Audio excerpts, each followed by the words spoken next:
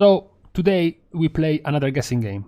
Today we play the guessing game of which of the specs are gonna get buffed and which of the specs are gonna get nerfed, because Raids and Mythic Plus are gonna come out soon, in a few days. That's gonna be the week where Blizzard is going to take in all the data, all the numbers from the first week of Heroic raiding and the first week of Mythic Plus, which is gonna be capped, at least in terms of loot, at +6 at 197 item level, 3 item level lower than normal Castellnatria raid.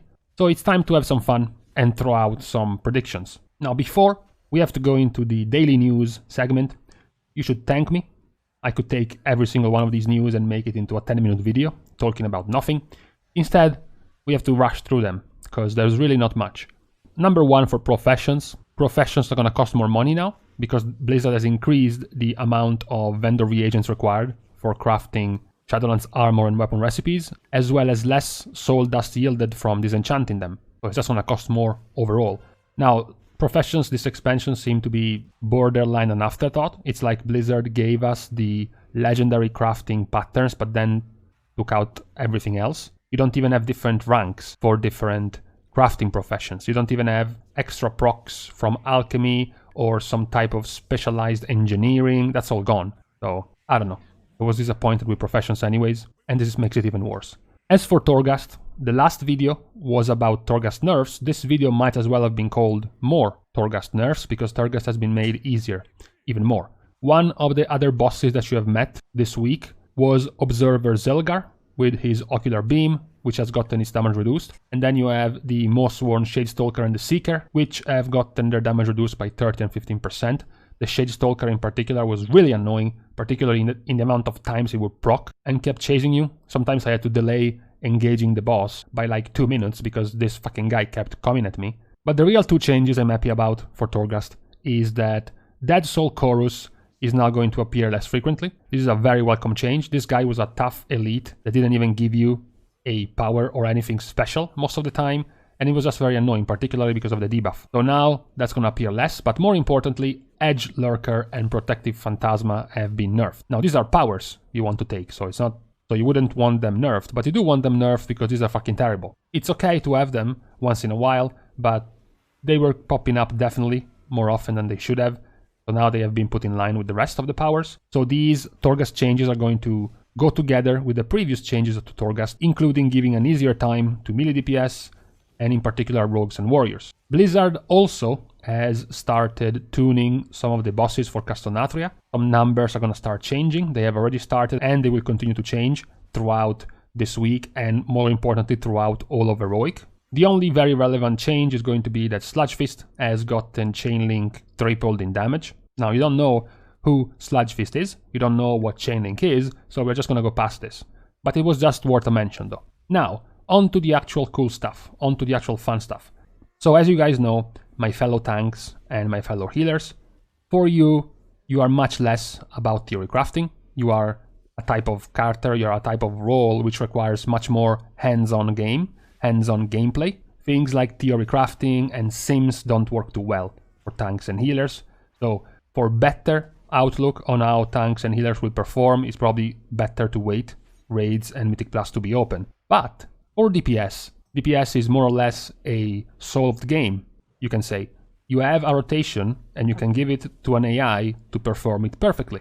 And then it's going to tell you how much damage you can do. So it is much more simple to come to a conclusion on how will a DPS perform. Let me say, first of all, that as usual, the best place for you to get this type of information is going to remain your class discords, is going to remain the places where high-end players are going to discuss theory crafting and come out with different updated and upgraded APLs, action priority lists. The APL is essentially what you tell the AI your rotation is. So of course, if you fuck up the rotation, then the AI is going to perform it perfectly, except the rotation is wrong, so the DPS is going to come out incorrect. But because I know you are lazy, because I know you don't want to commit to having 4, 5, 6, 7 different Discord channels open and having to browse them every single time, I'm giving you the comprehensive lists. I'm giving you the aggregators. These are not as accurate and as efficient as going one by one to each of your specialized class discords. I'm talking about Simulation Craft, I'm talking about Blood Mallet, and I'm talking about Hero Damage. These 3 sites softwares as well, in the case of Simulation Craft, work in the same way. They aggregate the APLs, the rotations of all these specs that these users, us, players, create, and then they put them together in nice lists, in nice combinations for you to browse very quickly, rather than having to go to a class Discord and having to start scrolling up and down, trying to look at the sticky posts, trying to see if somebody has posted the actual results. These type of sites are going to give you the very quick and fast outlook of all the DPS, although it is bound to be updated less often than your class Discord, so you are warned. You have been warned. Don't come to me to tell me if there was something wrong with your spec, because there will be, most likely, when you look at these type of sites. So this is what we are left with. This is what it's going to look like it's going to be. Now, I'm going to tell you a few things about these lists. Number one, again, these are made by us.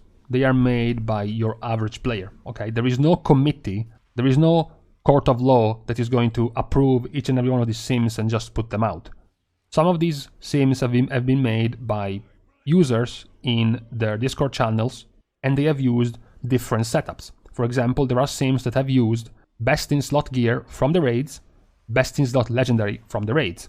Other sims have said, wait, this is a pre-raid BIS list, so we are going to use the best in slot from dungeons and the best in slot legendary that you cannot get from the raids.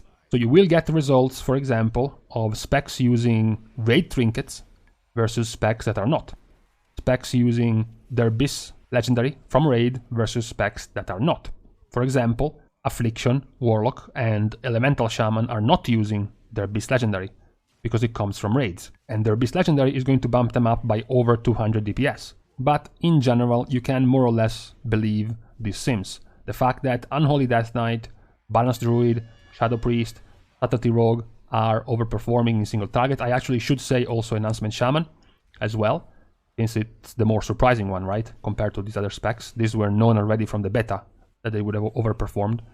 And then you have other specs that was also kind of known from the beta that would have underperformed. Destruction Warlock, at least in single target. Demonology Warlock, Assassination Rogue, Fury Warrior, Arms Warrior, Havoc Demon Hunter. These are also towards the bottom. Now, since I gave you these three sites, you can just go and check them by yourself. The results are going to be rather similar. If you see that knight at 4,700, you can go to Blood Mallet, you can go to Unholy. This is made with full soul binds, so if you just don't go for the soul binds, it's going to be 4,732 versus 4,739.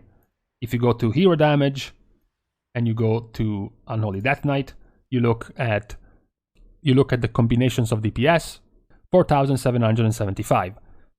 So it is more or less similar. And if you want to get the point across, you can go to Havoc and do the exact same thing, and you will see that the result is going to be 3,600. We are talking in the realm of 20 to 25% less damage than Unholy right now. That is absurd. Even 10% less damage difference between specs is considered bad. 25% is in the realm of impossibility to exist for Mythic raiding in this state. So this is where we are left and where we have to go and do our predictions.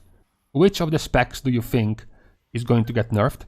And which of the specs do you think is going to get buffed? When we look at the nerfs, it is harder than it sounds.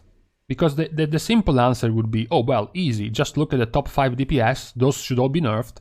Just look at the bottom 5 DPS, those should all be buffed.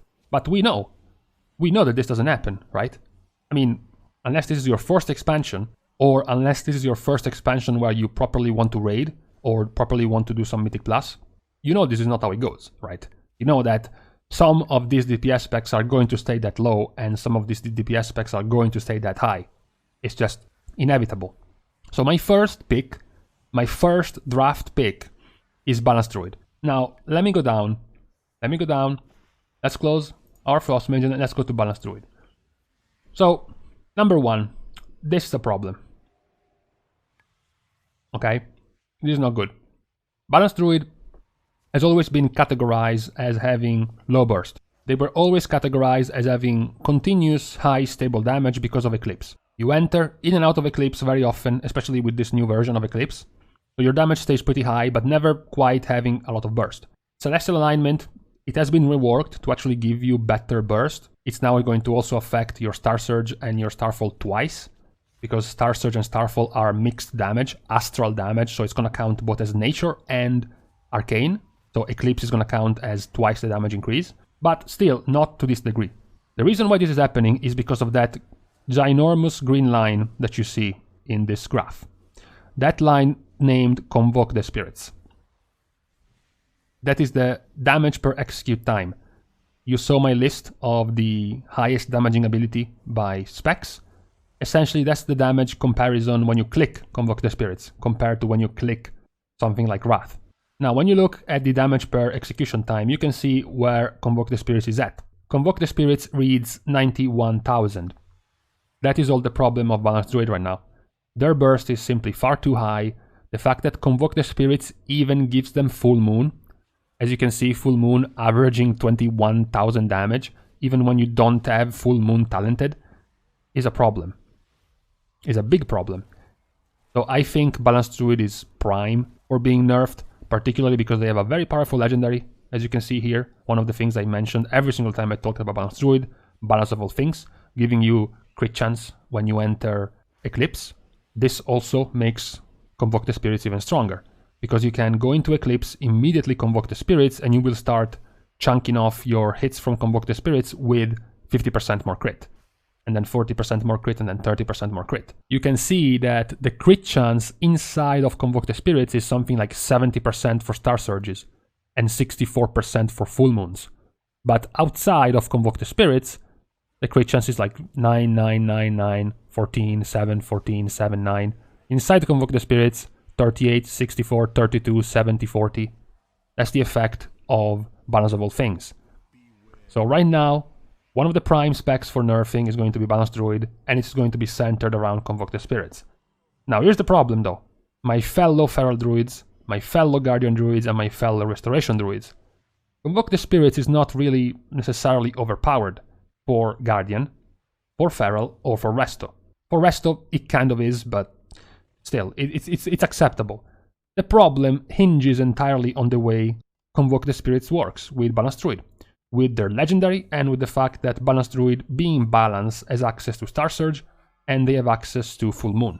So I think Balanced Druid will have to be toned down in nerfing Convoke the Spirits to not cast Full Moon if you don't have Full Moon, and to somewhat nerf them. I don't think Convoke in and of itself will be nerfed, because otherwise it's gonna touch the other specs, and most importantly, it would mean Blizzard is open to nerfing a Covenant ability. That would set a very dangerous precedent. Your choice of Covenant can be nerfed, and that would not sit well with many people, right? So I think it's probably bound to be nerfed in other ways, other than the ability itself. That's my first pick. My first draft pick for the nerf is going to be Balanced Druid. Now, my second pick for nerfs is going to be Unholy DK. I think there is a problem with Unholy DK. When we go back down to Unholy, I can show you what it is. Yeah, this is still the problem, but we know what happens with Army of the Dead. That should be expected. The problem is this, Unholy Blight. So, Unholy Blight has been recently changed for the upcoming Shadowlands expansion to work differently. Before, it just did some AoE damage, and it was, it was okay. The problem now is the last part of this talent. The fact that the disease that is going to increase the damage done by your pets is going to last for 14 seconds, plus the 6-second initial duration of Unholy Blight means every 45 seconds you will have a 20-second damage increase to your pets. It just makes it too effective. It just makes them have too much sustained damage. It's not even about burst anymore. As you can see, after their army, it's not that they burst very high. It's just the very high continuous damage that's the problem, and I think it has to do with their Unholy Blight. Not even with their Covenant. Abomination Limb has been buffed over time, or rather, the other ones have been nerfed. Abomination Limb is not particularly strong. It's okay, it's good. The effect that gives you Runic Corruption is okay. It's strong because you're using the Deadliest Coil Legendary. You will be using the Deadliest Coil Legendary, which is good synergy. But the real problem here is going to be Unholy Blight. The pet damage that they applied with Unholy Blight. Remember, Unholy Blight was supposed to be an AoE talent. And now it is the prime, strongest, single target talent. So I think that's kind of a problem. When you develop something to be for AoE and it becomes the strongest pick for single target, you have a problem. I mean, I'm gonna show you something cool. We go to Blood Mallet, we go to Unholy, and we select Talents. This is the current state of Unholy Blight. The maximum DPS is nearing 12% increase, which is 6 times higher than Bursting Source. Over 3, almost 4 times higher than Ebon Fever. It's, you know, it's ridiculous. It's not in line with the rest and should be nerfed. So I think for DK, for Unholy, that's my second pick for being nerfed. Now the third pick for nerfing is more of a question to you rather than a prediction. I don't think it will, actually. It's Marksmanship Hunter. So we have done just dungeons now, and I'm sure you've all seen what goes on, right? You have a huge pool. The Hunter is using Double Tap, is using True Shot, and is using Wild Spirits. And they do over 10,000 DPS. You are an Elemental Shaman with Primordial Wave. You are a Rogue with Sepsis. How the fuck do you even compete with that? That's my question to you. What should be done to Marksmanship Hunter? Because the single target damage of Marksmanship Hunter is in line with the rest, it's not insane. The AoE damage outside of this burst is also okay. In fact, they have to go for a specific AoE legendary, the Secrets of the Unblinking Vigil, if they want to do consistent AoE damage. The real problem here is this combo. Is the combo where they use Double Tap, they use True Shot, and they have their Night Fae Covenant ability for massive AoE damage. And this is just gonna become even worse. When we go to hero damage, and we look at Marksmanship Hunter for a dungeon slice sim, so a sim with multiple enemies often, you can see that when you look at Kyrian, for example, the combination of Kyrian Soulbinds can go up to 4.5% damage increase. When you look at Necrolord, it doesn't even break 4%. You look at Ventir, it doesn't even break 4%. Now let's go to Night Fae. Yes, such is the problem. Not only Wild Spirits is a very powerful AoE Covenant ability, but you also have things that function very well for marksmanship. Nia gives you Grove Invigoration. Mastery is very good for marksmanship because it just increases all your abilities flat out. So it's very powerful. First Strike is even worse in terms of burst, because as you're using your initial combo, your first abilities combo, you're going to get 25% crit for 5 seconds, which is going to spike up your damage immensely. So I think the problem right now for marksmanship is in their AoE, and I'm asking you, how would you fix it? Number one, their problem is Wild Spirits, but Wild Spirits is not that OP for BM, and it's not that OP for survival, so what do? Do you nerf Wild Spirits and then hurt the other specs? Or do you nerf some of the abilities of marksmanship that are also going to hurt their single target, which is not a problem? That's more of a question than a nerf for marksmanship. Now we have to talk buffs. Okay, so a lot of specs are not breaking the 4000 DPS range. Some of these specs don't have the best setup used because they are not using raid trinkets, they are not using raid gear, they are not using raid legendaries. The ones that are still very low are Havoc, Fury, Assassination, Revival, Demonology, Destruction, and Arms. So what is to be done about them? I think one of the specs that is going to be buffed is going to be Havoc. There are two problems with Havoc right now. Number one, Havoc has been the most flavor of the month spec for the past 2 expansions. It has been coddled to an insane degree by Blizzard. They have been essentially protected from any sort of misfortune in the expansions. They've always gotten a borrowed power that gave them a break out of jail free card in their playstyle. Even with just 2 buttons, even with just 3 buttons, they always somehow found a way to do insane damage. So I don't think Blizzard is going to let Havoc in this state. Not only that, but also their state is very poor. Even if you hate Demon Hunters with all your heart, even if you're sick and tired of seeing Demon Hunter in dungeons doing twice your damage with 2 buttons, the state they're in right now is still hinging on 20% less damage than the best specs. That's just far too far away to be considered acceptable, even if you despise Havoc. Havoc is one of the specs that doesn't really have a major problem. When we go to their sim, to their Havoc sim, there is nothing really out of place here. It's just the fact that a lot of their abilities, particularly their strongest ones, are not performing as expected, also because of the lack of stats. They are still playing with Chaos Theory, which is their single target legendary, the legendary that is going to make them hit, ideally, much more with their Chaos Strike and with their Annihilation, but right now it's just not doing it. When you play with Chaos Theory, which is supposedly about Chaos Strike damage, and then you use a talent like Demonic, so you can get into Metamorphosis to get Annihilation to do even more damage with your Chaos Theory, 50% more damage to your Chaos Strike, but then you look at the damage percentage and you see that Annihilation can barely beat that sweep, can barely beat Glaive Tempest, which is a cooldown, Chaos Strike is basically fighting with a Covenant ability, Sinful Brand. I think their damage should just be bumped up a little bit in most of their ability. Similar to what happened, for example, to Fire Mage when they were doing very badly and they were down and they got a 10% buff in damage across their most used abilities. Their Fire Blast, their Firebolt, their Pyroblast, and their Flame Strike were all straight up buffed. I think Havoc is going to get the same treatment. They don't need a very specific, a very surgical change to one of their cooldowns, to one of their talents, just increase damage.